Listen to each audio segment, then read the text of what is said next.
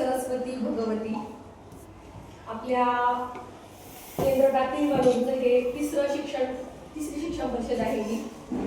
तर सर्वप्रथम मी आपल्या टाकळी बालवाडी केंद्रातील सर्व बंधू आणि भगिनींची मनापासून कृतज्ञता व्यक्त करते की आपण मला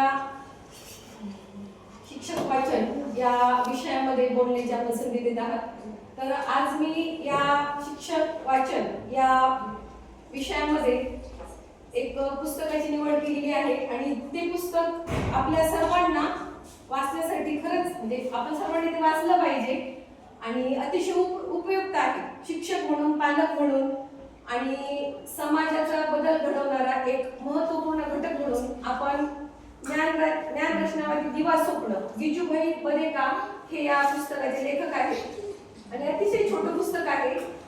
गिजूभाई बदेका हे कोण होते, त्यांनी नेमकं काय कार्य केलं आणि ह्या पुस्तकामध्ये सगळे एका शिक्षकाचे जिवंत प्रयोग अनुभवलेले आहेत त्यांनी. खूप सुंदर असं हे पुस्तक आहे आणि थोडक्यात त्याचा सार मी आपणासमोर इथं आज मांडणार आहे.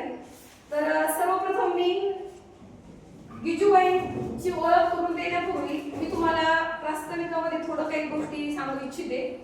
गिजूभाई बदेका हे भारतीय बाल शिक्षण तज्ञ आहेत आणि त्यांना बाल शिक्षणाचे जनकही म्हटलं जातं. गिजूभाई बदेकांनी इथं त्यांचा फोटो दिसतोय मध्ये. अतिशय हे 70 रुपये किमतीचंच आणि याचे सगळे पृष्ठ आहेत. 100 पानी पुस्तक आहे. आपल्या प्रत्येक शिक्षक बंधू भगिनींकडे हे पुस्तक असायलाच हवं आणि एकदा जर तुम्ही हातात घेतलं ना तर 2 तासात तुम्ही हे सोडणार नाही, असं इतकं सुंदर पुस्तक आहे. तर दिवा स्वप्न हे पुस्तक एका शिक्षकाच्या स्वप्नाविषयी आहे. हे खरे मूळ तर ॲडव्होकेट होते, वकील होते, परंतु त्यांच्यामध्ये एक शिक्षक जिवंत होता. बघा, त्यांच्यामधला शिक्षक जिवंत होता आणि त्यांनी अशीच एक संकल्पना आणि ते एक लेखक पण होते.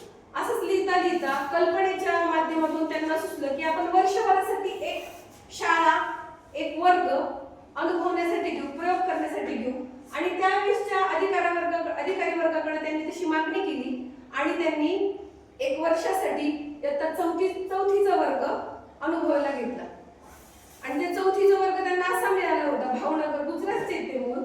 भावनगरमध्ये त्यांनी एक असा वर्ग घेतला चौथीचा की तो खूप बंडखोर वर्ग होता. त्या वर्गाची सगळ्या पूर्ण शाळेमध्ये अतिशय तक्रार केली जायची. असा वर्ग त्यांना मिळाला आणि त्यांनी त्या वर्गाचं कसं सोनं केलं. प्रयोगाच्या माध्यमातून, खेळांच्या माध्यमातून, गोष्टींच्या माध्यमातून, कल्पनेच्या माध्यमातून, प्रायोगिक शिक्षणाच्या माध्यमातून त्यांनी कसे प्रयोग केले हे सुंदर असे अनुभव या पुस्तकामध्ये सांगितलेले आहेत. तर बाल शिक्षण प्रणेत्या पद्मभूषण ताराताई मोडक आणि पद्मश्री अणुताई वाघ आणि गिजूभाई बदेका ह्या तिघांनी माता मॉन्टेसरी इटलीतील ह्या बाल शिक्षण तज्ञ आहेत. त्यांचं अनुकरण करून आपल्या भारतामध्ये बाल शिक्षणाचा पाया रोवलेला आहे आणि माझं भाग्य एवढं की मला यांचं कार्य जवळून अनुभवायला मिळालं. कोसबाड येथे सध्याचं पालघर जिल्हा आणि पूर्वीचं ठाणे जिल्हा जिथं माझं डीएड झालं पद्मभूषण ताराताई मोडक यांच्या संस्थेमध्ये. तर यांनी बाल शिक्षणाचे कसे प्रयोग केले हे मी स्वतः 2.5 वर्ष तिथे अनुभवलेले आहे आणि हे पुस्तक मी 2003 साली वाचलेलं आहे. पण काल अचानक मला आमच्या आदरणीय सरांनी सांगितलं, देवकर सरांनी, की आपण शिक्षक वाचनमध्ये सहभाग घ्या आणि त्यावेळेस एक आपल्यासाठी उपयुक्त म्हणून मी हे पुस्तक निवडलं आणि त्यांचे बाल शिक्षणाचे प्रयोग जरी इथं सांगायला गेलो तर आपल्याला वेळही पुरणार नाही. परंतु हळूहळू वेगवेगळ्या कार्यक्रमात, वेगवेगळ्या आपल्या ट्रेनिंगच्या किंवा परिषदेच्या निमित्ताने जशी संधी मिळेल तसं तसं मी निश्चितच ह्या गोष्टी सांगणार आहे. आणि का सांगणार आहे, कारण त्याचं खरंच ज्ञानरचनावाद शब्द तर आपल्या 3-4 वर्षात आपल्या कानावर पडलाय, पण 80 वर्षापूर्वी गिजूभाई बदेकांनी ज्ञानरचनावाद हा खरा त्या वर्गात अनुभवलेला आहे आणि त्याचं शिक्षण तिथं दिलेलं आहे त्यांनी. आपल्याला माहिती आहे रचनावाद म्हणजे काय, तर शिकणारा विद्यार्थी हा स्वतःच्या अनुभवातून आणि विचारातून, शोधामधून ज्ञानाची निर्मिती करतो. आपण एखाद्या फुलाला म्हटलं तू स्वतः उमल, आपण सांगितलं फुलाला तर ते उमलणार नाही. त्याच्यामध्ये स्वतःहून उमलण्याची काय पाहिजे, प्रेरणा पाहिजे, इच्छा पाहिजे आणि तसंच मुलांचं आहे. आपली सध्याची शिक्षण पद्धतीमध्ये पाहतो आपण सगळ्यांना आपण इक्वल गोष्टीमध्येच मूल्यमापन करतो, बरोबर आहे की नाही. पण ज्ञानरचनावादामध्ये किंवा रचनावादामध्ये गिजूभाईंनी काय सांगितलं की आपण ज्याला जे येते त्याच्यात त्याला पुढे नेणं ही शिक्षकाची खरी भूमिका आहे. आणि शिक्षकाची भूमिका त्यांनी या पुस्तकातून सांगितली की मार्गदर्शकाची पाहिजे. मग त्यांनी काय केलं, सुरुवातीला त्या गोंधळ घालणाऱ्या वर्गामध्ये अगोदर त्यांनी शांती पाठ दिली आणि लगेच ते मुलं शांत राहिलेले नाही. खूप त्रास दिला त्यांनी मुलांना, एवढा त्रास दिला, मुलांनी त्यांना एवढा त्रास दिला की अक्षरशः त्यांना वाटलं की आपण उगीच हा वर्ग 1 वर्षासाठी घेतला. पण ते खचले नाही. हळूहळू त्यांनी वेगवेगळे प्रयोग त्या वर्गावर केले. दुसरा प्रयोग त्यांनी असा केला की गोष्टीच्या माध्यमातून ते मुलांच्या मनात उतरले आणि इतिहास भाषेसारखे विषय गोष्टीच्या माध्यमातून रंजक पद्धतीने त्यांनी मुलांना सांगितले. भूगोल सारखे विषय सर त्यांनी मुलांना प्रयोगाच्या माध्यमातून, पृथ्वीचं गोल असेल, वेगवेगळ्या खंडांच्या गोष्टी ते सांगायचे. हा डायरेक्ट आफ्रिका खंड आणि तिथं कोणती भाषा बोलली जाते, तिथं वातावरण काय हे त्यांनी डायरेक्ट मुलांना सांगितलेलं नाही, तर तिथल्या गोष्टी मुलांना सांगितल्या. पृथ्वीचा गोल समोर ठेवून त्यांच्या गोलमध्ये बसून त्यांनी त्या मुलांना गोष्टीच्या माध्यमातून, प्रयोगाच्या माध्यमातून उपयुक्त पद्धतीने आणि आनंददायक पद्धतीने मुलांना त्या खंडांची माहिती दिली भूगोलमध्ये. तसेच त्यांनी मराठी सारखा विषय आहे व्याकरणाचा. आता मुलांना एवढा गोंधळ घालणारा वर्ग होता. नाम ह्या गोष्टी त्यांना माहिती नव्हती, तर त्यांनी 500 नावांची एक पेटी तयार केली आणि मुलांना फक्त सांगितलं की जिथे कुठं तुम्हाला नाव दिसेल त्या गोष्टी माझ्याकडे आणून द्या. मुलं फुल आणून द्यायची, गुलाबाचं फुल किंवा एखादी वस्तू आणून द्यायची, काही पण. असं त्यांनी नावाची कन्सेप्ट मुलांना सांगितली. म्हणजे त्यांनी 80 वर्षापूर्वी ज्ञानरचनावाद हा स्वतः त्या वर्षभर वेगवेगळ्या माध्यमातून मुलांना त्यांच्या गळी उतरवला. आणि वर्षाच्या शेवटी ज्यावेळेस ते अधिकारी वर्गात येतात आणि ते अगोदर त्यांना नकार देत होते की कल्पनेच्या माध्यमातून वर्ग घेणे वेगळं आणि प्रत्यक्षात वर्ग घेणं वेगळं.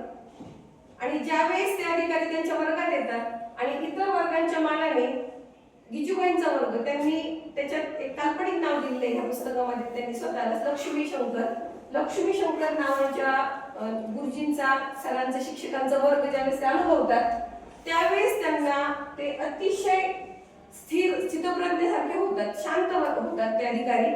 आणि त्यांना असं वाटतं मनातून की प्रत्येक शिक्षकाने गिजूभाई बदेकांसारखे प्रयोग शाळेत केले पाहिजेत आणि तीच काळाची गरज आहे.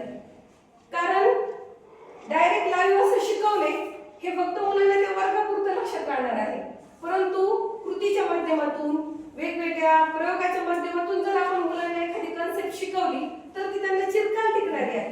आपण वर्गात अनुभवतो, समजा आपण एखादं घटक त्यांना घ्यायचंय, गणित विषयाचं घटक घ्यायचे आपल्याला.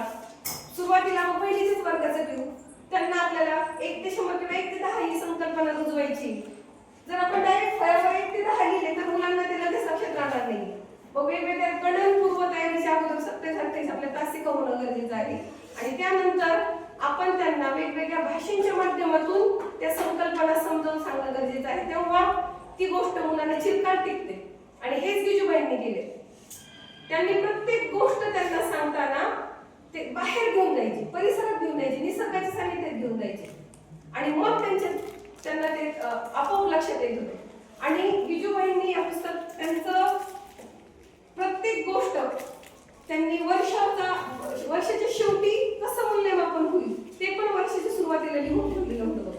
आणि बालकेंद्रित शिक्षणामध्ये त्यांनी खेळ, प्रेम आणि स्वातंत्र्य या पद्धतीने मुलांना घडवलं जाऊ शकतं याच्यामध्ये मूर्तिमंत काही वेगवेगळे उदाहरणं त्यांनी दिलेली आहेत. शिकवण्यापेक्षा त्यांनी शिकायला मदत केलेली आहे मुलांना. आपण बघा, म्हणजे मी माझा अनुभव सांगते की एखादी कन्सेप्ट मी जेव्हा मुलांना सांगते आणि ज्यावेळेस मुलं स्वतःहून ती शिकतात त्यावेळेस दोन्हीमध्ये डिफरन्स असतो. ते मुलं स्वतःहून जेव्हा शिकतात त्यावेळेस ते लक्षात राहणारे असते आणि मी सांगते त्यावेळेस ते त्यांच्या जास्त प्रकारे लक्षात राहत नाही. कारण ज्यावेळेस मी कृतीयुक्त घेईल त्यावेळेस लक्षात राहील, परंतु मी फक्त समोर बोलते, कथन पद्धतीने मुलं ऐकतायत त्यावेळेस त्यांच्या लक्षात राहणार नाही. म्हणून आपल्याला त्या पुस्तकात सांगितल्याप्रमाणे आपल्याला मुलांच्या आवडीवर अगोदर आपलं लक्ष केंद्रित करावं लागणार आहे. त्यांची जी आवड आहे तीच आवड आपल्याला लक्षात घेऊन आपल्याला त्याप्रमाणे पुढे जावं लागणार आहे. आणि शिक्षक म्हणजे विद्यार्थ्यांचा एक मित्र असला पाहिजे, एक मार्गदर्शकाची भूमिका असली पाहिजे, बरोबर आहे की नाही? तुम्हाला काय वाटतं की 80 वर्षापूर्वी म्हणजे 100 वर्षापूर्वी गिजूभाई बदकांनी हे जे विचार मांडले ते खरंच आत्ताच्या परिस्थितीशी जुळते मिळते आहेत का? आहेत ना?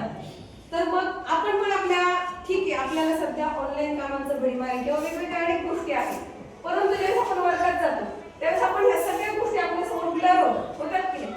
आपल्या समोर फक्त आपले विद्यार्थी असतात आणि आपण असतो.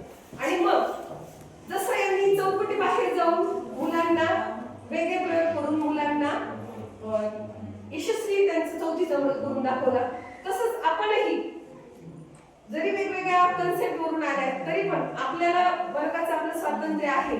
आपण आपल्या मुलांना कसं कोणत्या पद्धतीने कोणती कन्सेप्ट घेतली पाहिजे हे पूर्णतः डिपेंड आपल्यावर आहे. तर शिक्षण ही खरंच शिक्षक बंधू भगिनींनो, शिक्षण ही आनंद देणारी आणि आनंद घेणारी गोष्ट आहे.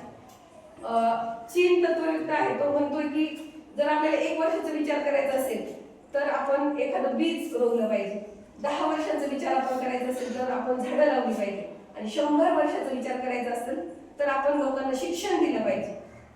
इतके कन्फ्युशियस यांचं विचार आहे ते, इतके सुंदर विचार आहे ते. मग आपल्याला परमेश्वराने शिक्षक म्हणून आपली नेमणूक केलेली आहे.